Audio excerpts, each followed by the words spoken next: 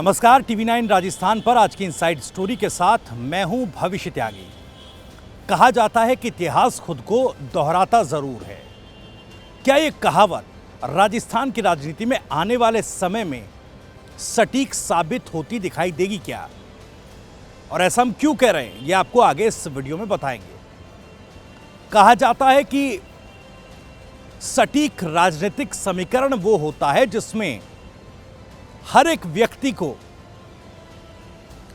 अपनी जीत होती महसूस हो या फिर दिखाई दे। राजनीतिक तौर पर कुछ ऐसी ही स्थिति राजस्थान कांग्रेस में है, क्योंकि हाल ही में सचिन पायलट को कांग्रेस वर्किंग कमेटी में शामिल किया गया।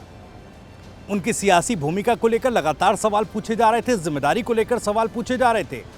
तो अब उनको कांग्रेस वर्किंग कमेटी में शामिल करके एक बड़ा संदेश देने की कोशिश की गई है। संदेश ये भी कि देखिए, पार्टी में तमाम नेताओं को उनके स्तर के मुताबिक जिम्मेदारी दी जा रही है और Congress working committee Congress party की सबसे महत्वपूर्ण इकाई, जहां से तमाम बड़े फैसलों पर मुहर लगती है, रणनीति तय होती है। तो जाहिर तौर पर सचिन पायलट को अगर इस कमेटी में शामिल किया गया है तो हर एक निर्णय और हर एक रणनीतियों में सचिन पायलट की राय और उनका वोट काफी ज्यादा महत्वपूर्ण कांग्रेस पार्टी के फैसलों में होगा।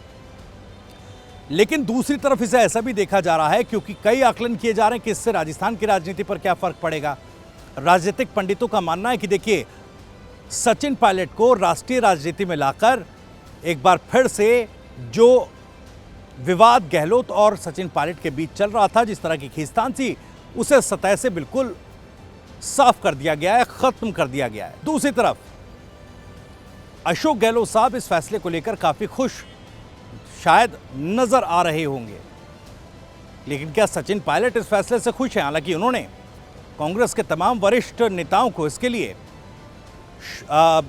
धन्यवाद ज्ञापित किया है अपने ट्वीट के जरिए। लेकिन लोग कह रहे हैं कि मुख्यमंत्री अशोक गहलोत का एक बार फिर से अगर कांग्रेस पार्टी आने वाले चुनाव में जीत दर्ज करती है तो मुख्यमंत्री बनने का रास्ता साफ हो गया। क्या वाकई स्थिति ऐसी है जिसे सोचकर शायद मुख्यमंत्री अशोक गहलोत खुश हो रहे होंगे कि राजस्थान में जिस तरह की राजनीतिक स्थितियां वो बनाना चाहते थे कांग्रेस पार्टी के भीतर, उसी तरह की परिस्थिति बन गई है और उनका रास्ता साफ है। आपको याद होगा 1998 का राजस्थान का चुनाव, जब परसराम मदेरणा सबसे स्ट्रॉन्ग कैंडिडेट के तौर पर कांग्रेस पार्टी में माने जाते थे, और जब 200 में से 156 सीटें कांग्रेस पार्टी ने जीती तो सब ये कयास लगा रहे थे कि परसराम मदेरणा ही सीएम पद के दावेदार होंगे, उन्हीं को सीएम बनाया जाएगा। लेकिन एक लाइन का प्रस्ताव पास हुआ मुख्यमंत्री अशोक गहलोत के नाम से। आलाकमान से नजदीकियों के चलते वो प्रस्ताव पास किया गया, या यूं कह सकते हैं कि मुख्यमंत्री उस वक्त अशोक गहलोत अपनी बात पहुंचाने में या सियासी जादूगरी करने में कामयाब हो पाए थे। अपनी जो बात है आलाकमान तक पहुंचाने में वो कामयाब रहे थे, इसलिए आलाकमान ने अशोक गहलोत के नाम पर मुख्यमंत्री के तौर पर मुहर लगा दी। अब चूंकि कांग्रेस वर्किंग कमेटी का हिस्सा सचिन पायलट होंगे, तो क्या नई विंडो, नया एक रास्ता सचिन पायलट के लिए भी खुल गया है। आलाकमान से नजदीकियां रहेंगी कांग्रेस वर्किंग कमेटी में रहते, और महत्वपूर्ण कमेटी है। सचिन पायलट की हर एक बात को, उनके हर एक वोट को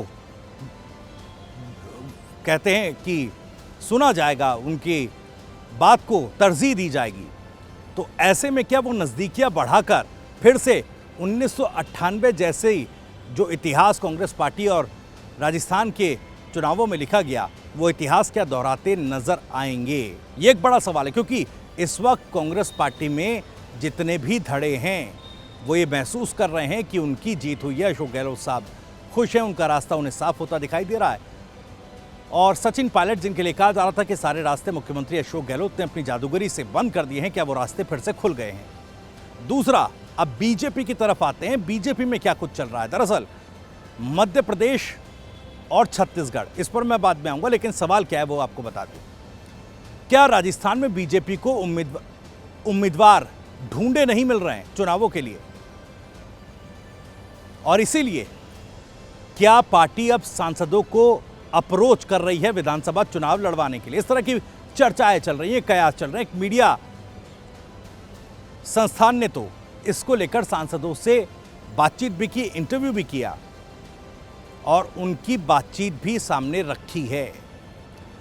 मध्य प्रदेश, छत्तीसगढ़ में बीजेपी अपने कैंडिडेट्स की पहली लिस्ट जारी कर चुकी है, लेकिन राजस्थान में अभी लिस्ट जारी नहीं बीजेपी ने की है। इसके पीछे की वजह क्या है? देखिए, कांग्रेस पार्टी भी, मुख्यमंत्री अशोक गहलोत भी समय से पहले टिकट फाइनल कर देने की अपील आलाकमान से कर चुके हैं और सितंबर के महीने में पहली लिस्ट कांग्रेस पार्टी शायद जारी भी कर देगी। इस तरह की चर्चाएं चल रही हैं। लेकिन मध्य प्रदेश, छत्तीसगढ़ में अपर हैंड लेने वाली बीजेपी के सामने चुनौतियां क्या हैं? कैंडिडेट्स क्यों नहीं मिल पा रहे हैं? क्या वसुंधरा राजे इस वजह के पीछे हैं? क्या उस खींचतान के चलते अभी कैंडिडेट्स फाइनल होने में देरी हो रही है क्या?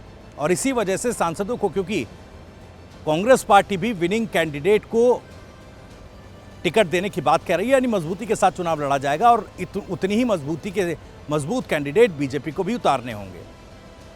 तो मजबूत कैंडिडेट कैसे मिले खींचतान के बीच? क्या वही एक संघर्ष माफ कीजिएगा, बीजेपी के भीतर भी चल रहा है?